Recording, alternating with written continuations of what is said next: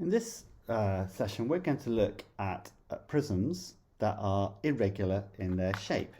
So I've just created an irregular one here, and you can see the cross-sectional is a sort of double mountain, isn't it? Going all the way up, all the way through to the side here. So it's an irregular shape, and if you wanted to work out the surface area of this, you'd have to do 1, 2, 3, 4, 5, 6, wait a minute, 1, 2, 3, 4, 5, 6, 7, yes, 7 sides, but as you can see, it's quite complicated. Is there a quicker way of doing this? Well, like we showed in the last video, if it's a prism, it has that shape running all the way through. So I can undo it, and in all prisms, you're always going to get a rectangle. Even if it's a cylinder, when you undo the cylinder, it will become a rectangle. Just the surface, the cross-sectional area up there and there are what defines the name of the prism. So if this was a square cross-sectional area, then it'd be a square prism. If it was a circle, it'd be a cylinder. If it was a triangle, it would be a triangular prism. So it's a cross-sectional area that gives the name to half of it, and the rest of it, because it's all the way through, is called a prism. So all I have to do here is I have to work out what the perimeter of the cross-sectional area is, and that will give me this length.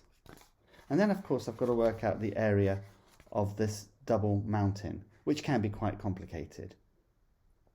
So that's how you do this. Let's draw this out and show how to do it.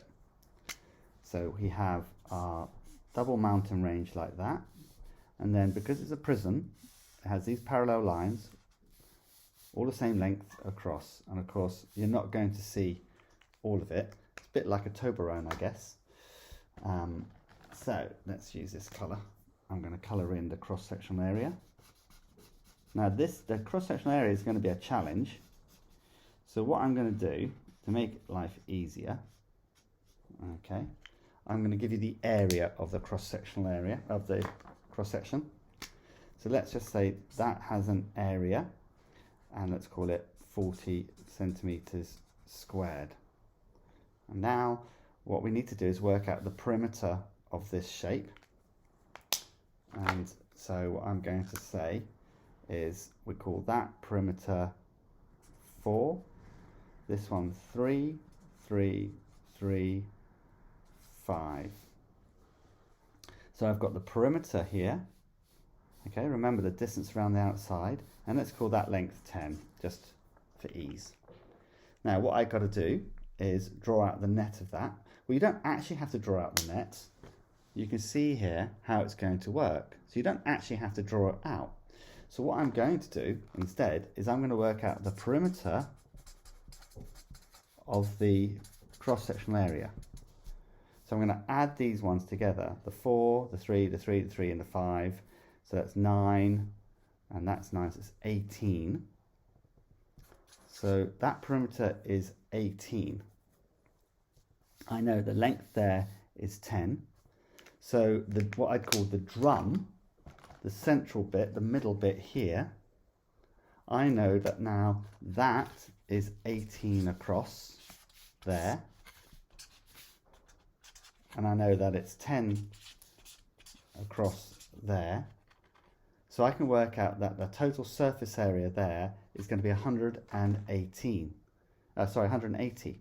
So I'm going to do 10 times the 18, so 180 centimeters squared. And now all I have to do is add the cross-sectional area here, which is doubled because it's on both sides. So I'm going to say 40 times by 2 is 80. And then I add those ones together. And look, there you go, 260 centimeters squared. A lot quicker than trying to work out all these ones individually and add them together.